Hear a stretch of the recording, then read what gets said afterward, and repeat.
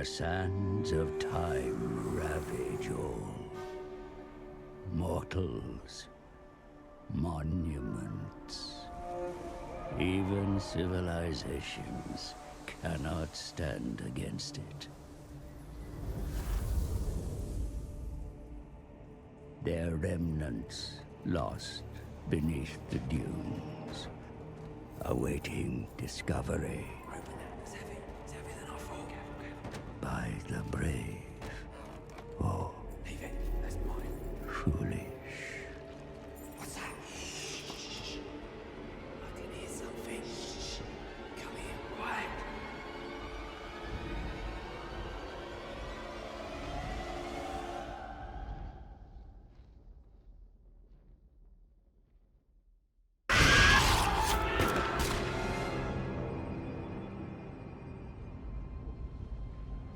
Like time itself, the living are not welcome in Nehekara.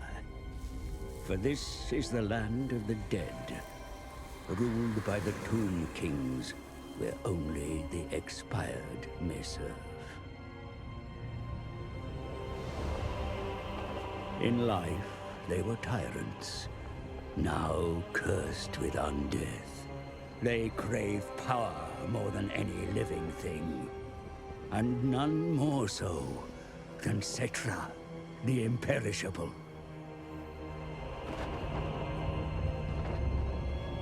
Eternity was promised, but the Tomb Kings awoke to unlife, no longer beatific sovereigns.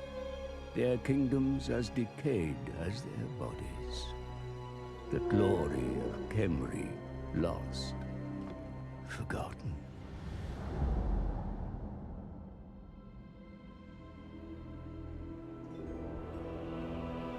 A comet, an omen.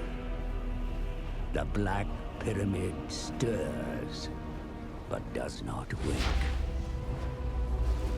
A vessel of untold power, awaiting a new master.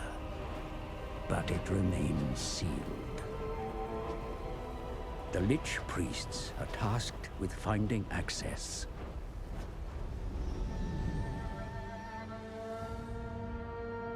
They venture deep into the catacombs, seeking clues. Discovering an obelisk inscribed with hieroglyphs as old as the desert gods. The answer lies in the 9 books of Nagesh, the original tomes of undead lore, authored by the arch-necromancer. Due to the turbulence of the vortex across the ocean, not 9, but only 5 books are needed. Then, the pyramid shall open.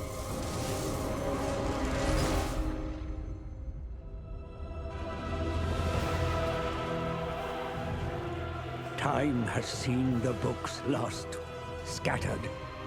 Other Tomb Kings will seek them, for all desire the Black Pyramid. Begin the search. Raise your warriors. The legions of Khemri march to war.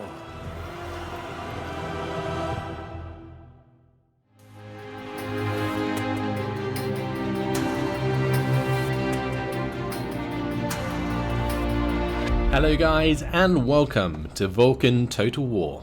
Today we're going to be starting a new campaign on Total War Warhammer 2. This is the Tomb Kings. We are finally there. The DLC has finally been released and I've got my hands on it.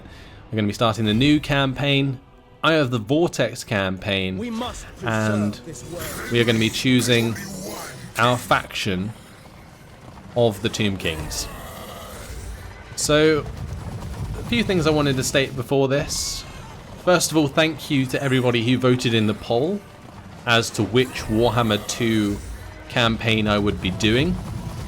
Second of all, thank you to Val for purchasing the Tomb Kings for me. He gave it to me as like a Christmas gift, so that was really, really cool. And now I've finally got a chance to play it, so thanks to Val. Those of you who watch my Steel Division and Wargame content will be familiar with Val. So yeah, awesome stuff. We've got to choose which lord we're going to play though, and I already have an idea of who I'm going to play, and it is in fact Settra the Imperishable. The main reason I wanted to play Settra the Imperishable because I want to keep it on very hard difficulty, and his faction effects are +2 public order in all provinces, and one of the things that annoys me the most about the very hard difficulty is the public order like modifier that you get. So you get like -4 public order just from difficulty, whereas this kind of offsets that a little bit, yet still allows me to play around the other very hard mechanics that come in the game. So we also get +10 growth on all provinces, so it allows us to grow our settlements quicker. We also get minus construction time for province capital settlement buildings, which is really nice as well. Lord effects include leadership aura size increase and casualty replenishment rate for Tomb Guard and Skeleton Chariots. So we're using a lot of chariots, a lot of Tomb Guard throughout the game. He starts with Tomb Guard halberds and the Khemrian War Sphinx, so that should be a lot of fun. Now the Tomb Kings in general will go through their race attributes as we continue through the game, as I kind of want to get away from this intro screen where Settra is just constantly riding through on his chariot. The other lords are very cool, and if you'd like to see these in the future, then make sure you let me know, and we can vote for those once this or my other campaign is complete on the channel. So let's go ahead and start the campaign.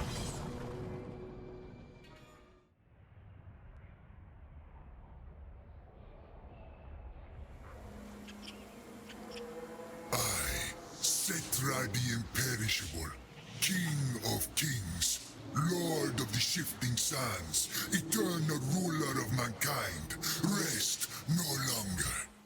Nehekara will be restored to greatness. Savage greenskins threaten to raid my lands in the east.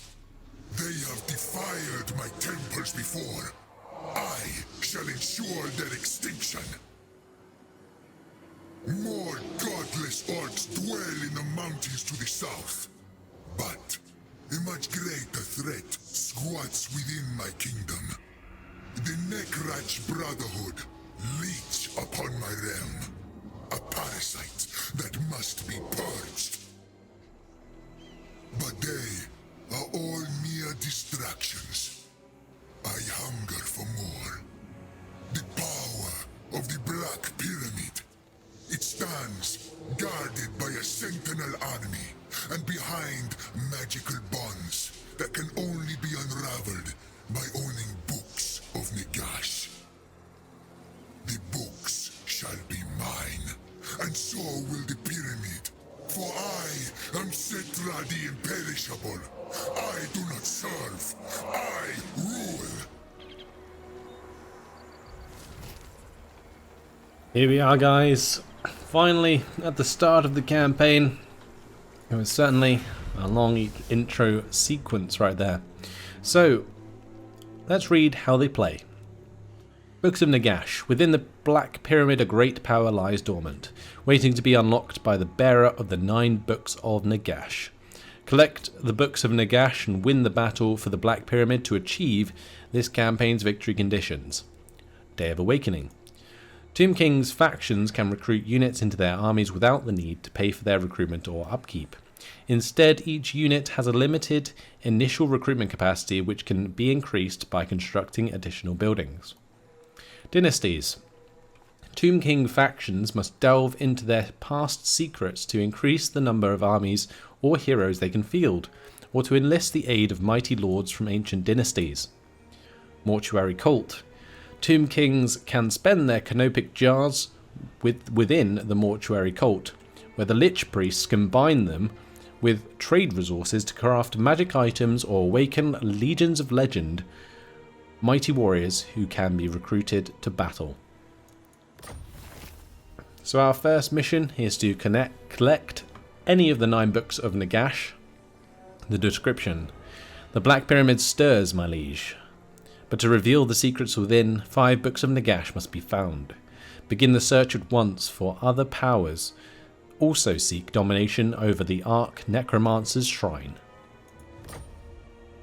So the Books of Nagesh panel can be opened by clicking the Book of Nagesh icon. The Book of Nagesh panel shows the location of each Book of Nagesh on the campaign map. Double click a book icon to zoom to its location. Alright, so the closest one to us I think is the second Book of Nagesh by the looks of things. That will give us campaign line of sight over regions with golden idols, marble and gemstone resources, and income from trade plus 20%. Let's have a look where that is. So that's only down here. That might be the first one we go for. We also have the 7th one down here, which increases research rate. That would be better off getting early on because the research rate will be very useful. Hero capacity and minus hero action cost and hero action success chance is pretty nice. Effectiveness of all commandments plus 50%. That's a pretty big deal. 250 canopic jars. Plus 3 Lord Recruit rank and minus 1 wound recovery time for all characters. We have the 6th Book of Nagesh, which unlocks the recruitment of Lich Priest Shadows, and Winds of Magic Power Reserve plus 20 across the board. 5th Book of Nagesh increases unit capacity for Tomb Guard with halberds, and Skeleton Chariots, and gives us plus 1 army capacity. Does that mean we can have 21 units in an army? That would be pretty damn good. And this one is regions will be hit by a sandstorm after sacking or occupying settlements. Immune to sandstorm attrition, and casualty replenishment rate plus 15% after sacking or occupying settlements. Honestly, the 5th and 3rd Book of Nagesh look very good indeed. But I think, honestly, we'll go for the 2nd Book of Nagesh first. We'll also go for the 7th book, and then I'll probably look across the sea to find the 3rd and 5th. So the Great Purge is a mission that's been issued. Capture and occupy a settlement belonging to the following faction, the Topknots. Great King, Nehekara is yours, as it always has been, but the Orc infestation sullies your clean sands. Sire, if I may advise, raise the legions and purge their nest.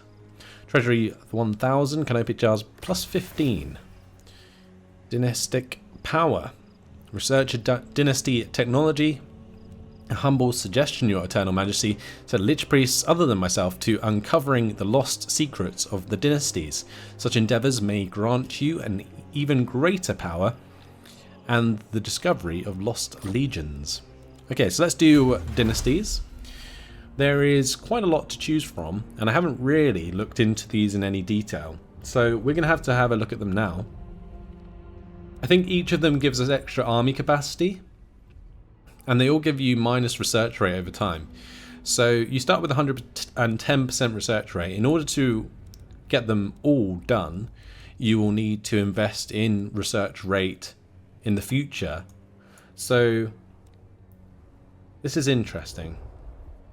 We got to find out where we want to go first of all and choose which dynasty we want to follow. So Wakaf of the first dynasty. His Lord trait is extra melee attack when fighting in desert terrain. Looks pretty decent. Extra 10% range for ranged forces as well. The other benefits are extra hero capacity in general. On the bottom side we have runic inscriptions, which buffs Nehekara warriors and chariots. That could be very good for Settra, honestly, since he has the extra replenishment rate for those units. We have the Ossuary Dirge, which is extra melee attack and melee defense for Nehekara warriors and chariots. We got the extra weapon strength and armor for the same. And Proclamation of the First Dynasty gives us campaign map movement range plus 10%, construction cost reduction for infantry and chariot buildings, and income from trade plus 5%. Honestly, that could work very well with the first book that we're going to find, since it will give us 25% overall increased trade income. The quickening, this is all about skeleton horsemen and Nehekaran horsemen, also skeleton archers.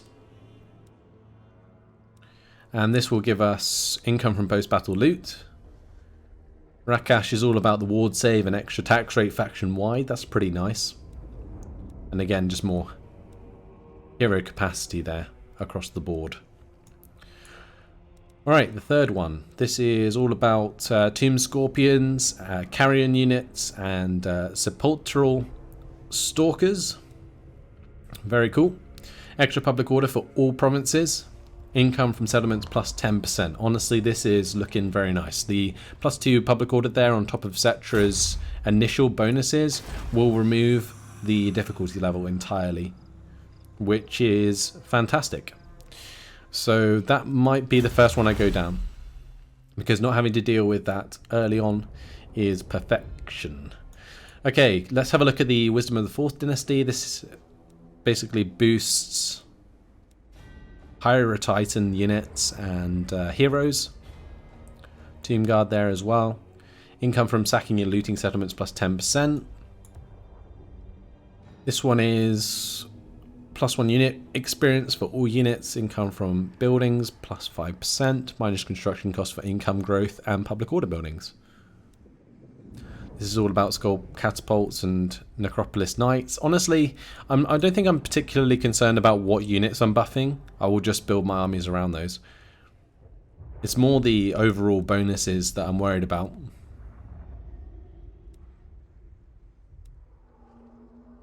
I think I'm going to go for the Proclamation of the 3rd Dynasty, because Thutep here actually increases our tradable resources faction wide as well, so that sort of goes well with what we were going to go with the book. So plus 20% trade plus the additional tradable resources should work out quite well. So we'll go for the Wisdom of the 3rd Dynasty and go down to the Proclamation there. Okay, next thing, rights. Let's have a look at the rights. Great Incantation of Tahoth.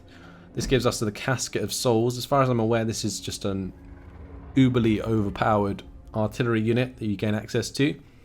It will unlock after owning 20 units. Okay, so I don't think that will take too long, but it costs 5,000. And as far as I'm aware, getting cash as the Tomb Kings is actually pretty difficult. We have the Great Incantation of Tra, a unique Necrotect hero capable of colonizing ruins at level 3. This will be extremely useful. Great Incantation of Zar. This will be all regions belonging to you will be hit by sandstorms. This is the defensive ability. And Great Incantation of Geheb will increase our canopic jars generation, give us extra growth, minus construction time. That would be nicer if it was construction costs, but construction time I guess is alright. And Tomb Swarm, which is an ability which is powerful in battle. Alright, let's choose what we want to build at Khemri. There is quite a few choices here. We've got the Open Graves, which will unlock skeleton archers for us. That would definitely be worth doing early on. The other things we could go for are the Mortuary House for extra growth, to grow the settlement quicker. We can also get an obelisk to nullify the public order, which could be a nice thing to do early on. But just getting the extra capacity for skeleton archers I think is worth doing early on. Okay, so Settra the Imperishable, we're going to go and attack the Salt Plain with him. Let's get this underway. I'll also probably play this out on the battle map. I'll probably have to anyway. But this will give us a good chance to have a look at the new units we will be under command of during the Tomb Kings campaign. Let's quick save it and fight this on the battle map.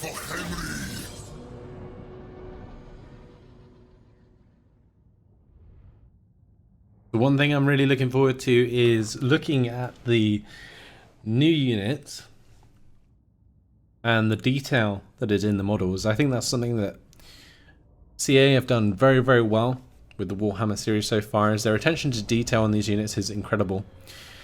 And I mean, just look at this. Khemrian War Sphinx. We'll gamble for more wins.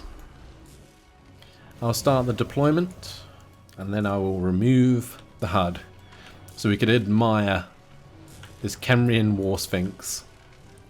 Absolutely gorgeous. I believe it can also fire out of its mouth Like it has a breath attack almost. And it just bounds around like a cat. It's very cool.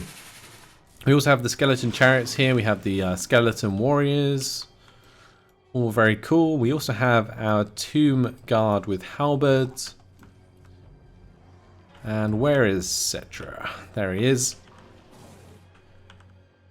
The king himself. King of kings. What an awesome halberd he has. I guess you could call it more like a two-hand axe than anything else. But let's get our deployment underway. We will move the skeleton warriors over here. I'm probably just going to focus on one choke, although maybe I can just focus on both. We'll bring the tomb guard with halberds over to the left side with a unit of skeleton warriors. We'll put one here as well, just in case there's anything there. I also need to break through with my skeleton chariots at some point. I'll try and focus down their ranged forces, and Settra can stay with the bulk of the forces. Let's go ahead and start the battle. So let's have a look where they have deployed. Looks like the majority is on the left here. There is one unit of savage orcs. Tell you what I'm actually going to do. We'll send our tomb guard with halberds over to this right side. We'll have both of the skeleton warriors come over to the left side with Settra.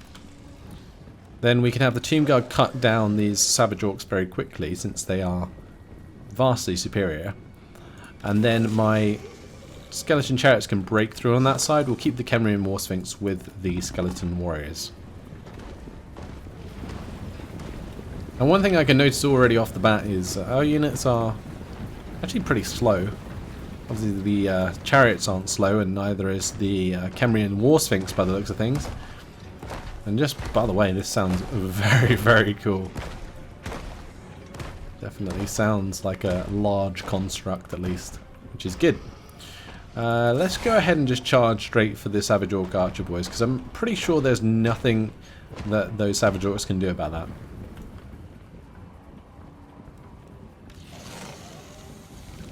I think it's going to be pretty hard to lose this battle.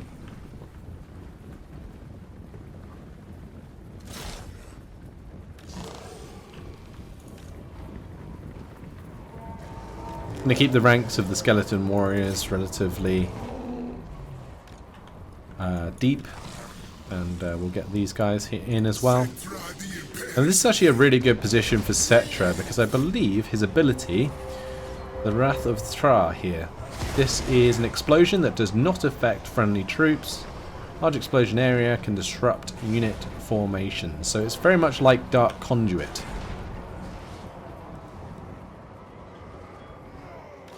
Here we go. The engagement between Tomb Guard and Savage Orcs. We'll have the chariots help out as well. Seems as though the Savage Orcs are actually doing pretty well in combat so far. Settra the Imperishable. Let's try and get Settra all the way through here. I'm actually going to try and buff those Tomb Guard if I can. Of course. And we'll go for the explosion. Nice. I think that did quite a lot of damage. We need this Khemri and War Sphinx to start hitting the Savage Orc Archer boys. We've broken through on this right side. We'll get the chariots to just run them down. Nice. We haven't actually engaged with this unit of skeleton warriors yet, so we need to get that done. This Khemri and War Sphinx isolating a couple of guys on their own. It seems to just bound through the formations. Wow, that is extremely disruptive. Let's maybe just run into the back of this formation. Right, so we killed off the Savage Orcs on the right side easy enough. I'm just going to have the Khemri and War Sphinx keep running backwards and forwards. Again, there is nothing to stop this. The Savage Orcs just don't stand a chance. We literally just made them chain route because of that. We'll make sure to chase down the enemy units.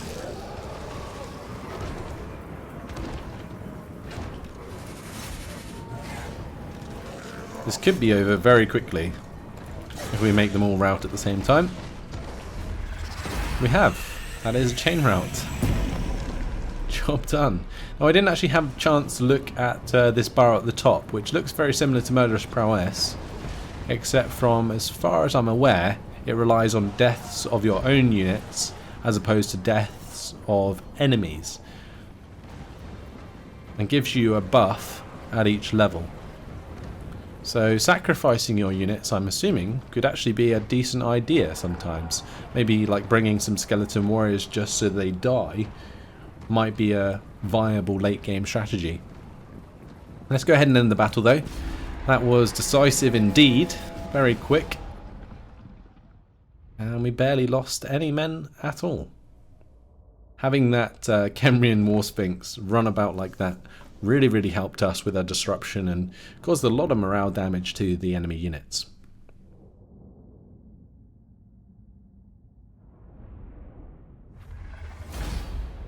I do not lose. So we gained a small amount of loot there, not very much at all. I demand tribute. And we don't really get much from sacking or raising in terms of cash. Cash is just definitely very hard to come by from the Tomb Kings, but we can get through 30 canopic jars from raising it. However, since this settlement is part of my initial province, I think occupying it and getting the 30 canopic jars that way is a lot more beneficial. That's also going to complete our quest, which is going to give us another 15. Our next mission has been issued, which is to maintain control of one province, either by direct ownership or through vassals and military allies. Sire, your forces dominate thanks to your greatness. Now is the time to take full control of the province and see the resurrection of Khemri and all Nehekara begin in earnest. So 2,000 treasury will gain and 30 canopic jars from completing that quest. Let's have a look at Settra's skills, since he has leveled up. There is a lot to look at here. At the bottom side we have the extra campaign map movement range, which might be something I focus on early on. The standard Iron Disciplinarian, which gives us the extra public order.